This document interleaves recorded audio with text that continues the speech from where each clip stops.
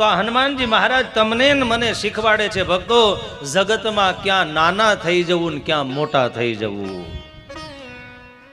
અને એના માટે ટૂંકમાં તમને કેવું હોય તો કદાચ તમારા પરિવારના ક્યાંક સંબંધો બગડતા હોય, રિલેશનશીપ ખરાબ થતી હોય, પછી એ પરિવારની હોય, ચાહે એ મિત્રની હોય, ચાહે એ બિઝનેસની હોય કે ઘર પરિવારની કંકાસની વાત હોય, કદાચ આપણે મોટા હોઈએ, આપણી ભૂલ પણ ન હોય અને કદાચ એકવાર જતું કરવું પડે અને એકવાર જતું કરવાથી જો એ સમાધાન થઈ જતું હોય, સમસ્યાનો હલ થતો હોય, તો આ હનુમાન ચાલીસા શીખવાડે છે એકવાર નાના પણ બની જવું.